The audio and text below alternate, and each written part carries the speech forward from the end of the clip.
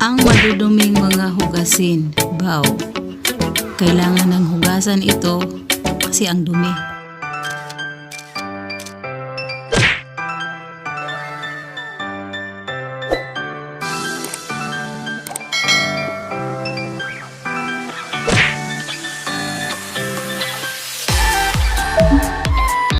How to use the electric dishwasher.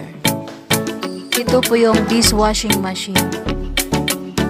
At ang mga maduduming hugasin. Kinokolekta ko lahat ng mga maduduming hugasin para isang saksakan na lang sa makina.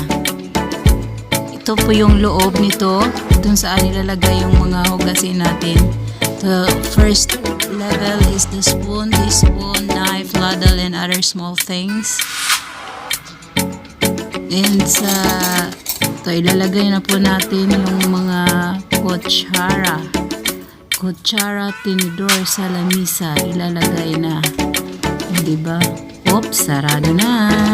Second level, kung saan yung mga baso, yung softball, other medium size of utensils, lahat kung pwedeng makasya dito ilalagay na. The third level naman, dito ilalagay yung mga kaldero, pinggan, Pyrex, at iba pang mga malalaking utensils. Guys, please like and subscribe to my channel, and don't forget to click the notification bell para naman kung may bago akong upload, ma-notify naman kayo.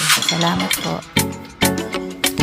Okay, parang almost ko na malagay na lahat ng mga hugasin. Ilalagay ko muna yung mga natira. Ito, siniya na maliit.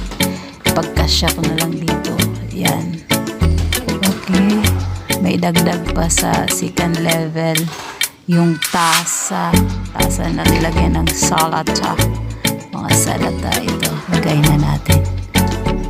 Oh, binago pa. Oh, para magkasya. Ito, dagdag na tenedor. Okay guys, so ito na. Lalagay po din natin ito. Ano. Okay, malapit na. Sarado na natin.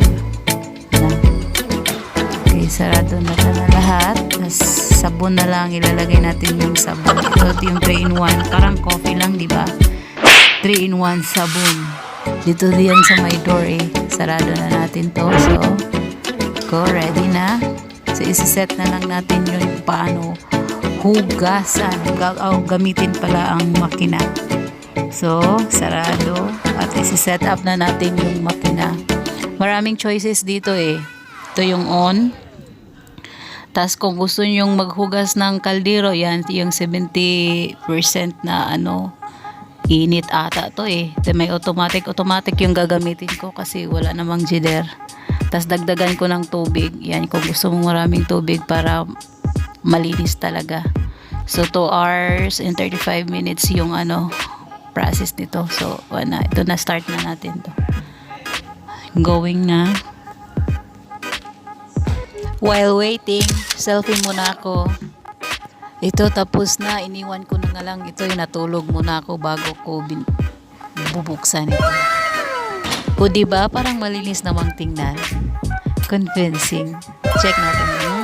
Malinis nga. Mainit-init pa mga kabayan. Well sanitized to. Maganda tong dishwashing. Ano ba ito? Dishwashing machine na ito kasi well sanitized. Mainit-init pa yung mga gamit pagkatapos. Ito yung result, output ng paghugas ng makina. Di kamay, di pala. So na, satisfied. From dirty to clean.